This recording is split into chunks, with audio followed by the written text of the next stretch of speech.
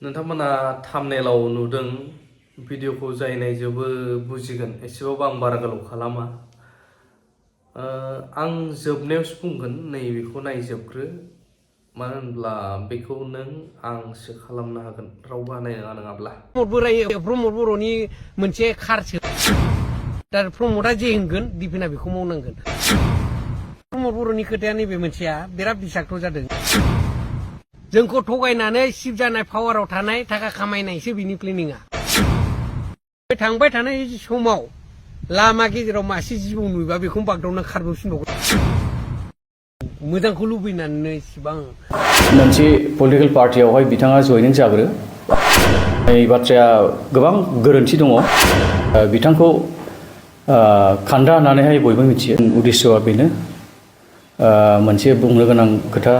जोंहा दङ बेनि थाखाय बेयाव जिरायनाय जादों बेनो जाहैबाय थांनाय साननैसोनि गेजेराव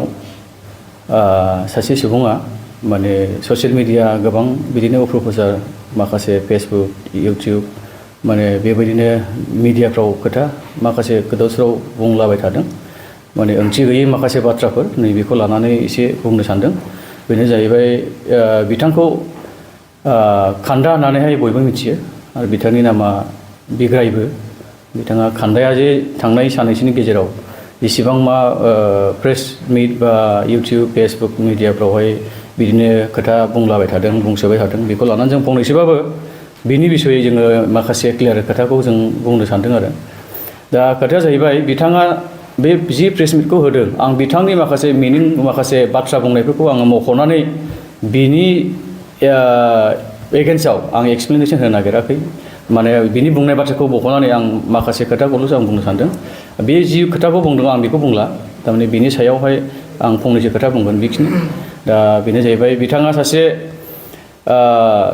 इउनाइटेड फरामावहाय बियो मेम्बार हिसाबै दङमोन नाथाय बियो इउनाइटेड फरामावबो बियो फुलि मोनसे सार्भिस बिहा गैया बियो कन्टेक्टबो गैया एक्सुवेलि बियो आरो मोनसे टाचबो गैया बुंनो थाङोब्ला बियो ओरै बियो थानानैहाय खोथा बाथ्रा गोबां बुंलागासिनो दङ आरो फराम हिसाबैबो बेखौ बुंनो थिननाय जायाखै दा बियो पार्सनेलिटि जुदि गाव बुंदोंब्ला बे आलादा खोथा खिन्थु बे माखासे एक्स एनडिपि हिसाबैबो बे बाथ्राखौ बुंबाय थादों गाव आं एक्स एनडिपि होननानै बुंबाय थादों खिन्थु गावनि एक्स एनडिपि खोथाखौ लानानै बुंनाय थानाया बे गावनो गावखौ उरायनानै बा एक्स एनडिपिफोरखौ माखासे असनमान खालामनाय जादों आरो दा बेफोर खोथाया माने मोजां जुक्ति जायाखै दा बिथाङा गोबां राजनितिकनि खोथाबो बुंलांदों दा पार्सनेलिटि गाव हारसिङै माबा मोनसे पार्टिजों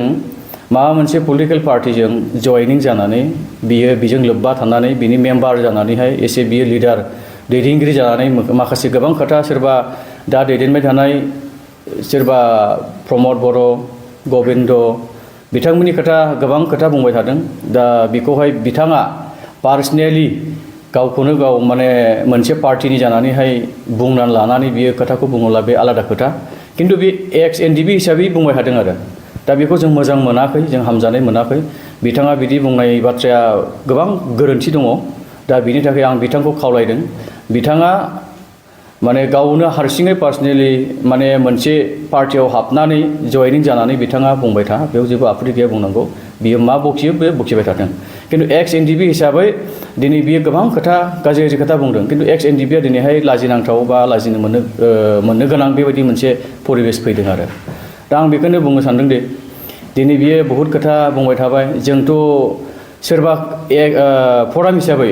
जोङो सोरखौबा पलिटिकेल पार्टिखौ जों बखिनो दिनै जों थोनाखै आरो बखिबाय थानो जों बिदि बुङाखै दा बेखायनो बिथांखौ आं खावलायदों जे बिथाङा जुदि बेबायदि बखिनोब्ला बिथाङा मोनसे पलिटिकेल पार्टियावहाय बिथाङा जयनिं जाग्रो आर'नाइ गान बिथाङा सासे मेम्बार जानानै बिथाङा बुंबाय थाथों आं बेखौ खावलायदों बिथांखौ दिनैनिफ्राय जाहाथे एक्स एनडिपि हिसाबै बिथाङा बुङा आं बेखौ खावलायदों आरो दिनै जोङो मोनजानाय मोनजायैखौ लानानै बिथाङा गोबां गेसाव गोफोन खोथा बहुद खोथा बाथ्रा बाहायबाय थादों जाहाथे बेखौ बुङा पार्सनेलि बे बुंबाय था खिन्थु एक्स एनडिपि हिसाबै बे दा बुंथों बेखौ जोङो एसे गोख्रोङै बिथांखौ जों बुंहरनाय जायो दा बिथाङा पार्सनेलि बुंबाय था बेखौ जों आपत्ति गैया दा बियो गोबां खोथा बुंलांबावदों आं बिथांनिसिम बेखौ खावलायबाय बियो एक्स एनडिपि हिसाबै दा बुंथों बिथाङा बुङोब्ला मोनसे एसे राजनितिक पार्टिजों लोब्बा बा जयनिं बा मेम्बार जानानै बे बुंबाय थाथों बेखौ आं बुंबाय फार्स्ट अफ अल सिगाङावनो आं बेखौ बुंग्रोबाय दा बेनि उनाव बियो गोबां खोथा बाथ्रा बुंबाय थादों जे गाव खामानिखौ मावनो हाया जे गाव खामानिखौ जेबो बियो मिथिया बे बाथ्राखौ बियो बुंबाय थादों गोबां बाथ्रा बियो बुंबाय थादों दिनैहाय मोनसे एनडिपि जानानै बुंनायाबो बिहा मोनसे थांनाय समफोराव जेनाखि बिपि पार्टिया सलायलांदोंमोन बिथांमोननि हयाबो जानानै बाथ्राखौ माखासे बुंनायबो जादों आरो बियो ओरैबो थानानै बाथ्राखौ बियो गोदाव सोराव माने बुंलाबायनाय थानाय जादों आरो दा आं बेखौ बुंनो सानदों जे बियो माखासे केसनि बेलायाव खोथाखौ मख'दों दिनैहाय रन्जन दैमारि सारनि बेलायावहाय बियो बेखौ मान बख'वाखै बेखौ मानो बियो गवाखै बे खोथाखौ बुंनो हादों जेबो मावाखै सरकारा जेबो बेयाव बख'नो गोसो गैया जेबो मावाखै केसनि बेलायाव जेबो खामानिखौ मावाखै जेबोआनो गैया अफिसियेलि बे बहुत खोथा माखासे बेफोरबायदि खोथा बुंदों आरो दा बेखौ आं बुंदों जे बिथाङा बेसेबां मिथिगौ बेखौ आं मिथिया किन्तु दिनै केसनि बेलायाव बेसेबां सोर खस्थ' खालामदों सोर मा मावबाय थादों बेखौ साफ्रोमबो जोंनि फरामनि मानसिया मिथिखायो आरो साफ्रोमबो एनडिपिआ बेखौ मिथिखायो थारैनो गोबां खौरां पर्टेलफोराव बे भिडिअआ ओंखारदों नुदों जोंहा समनि रादाब मोनसे निउस पर्टेल दङ बेखौबो नोंथांमोना फल' खालामनानै लानो हागोन फेसबुकआवबो आरो इउटुबावबो समनि रादाब बिथांमोना एसामिस निउसाव मावनानै फैखानाय गोबां एक्सपिरियेन्स गोनांबो होनजायो आदामोनखौहाय जायफ्राबो दङ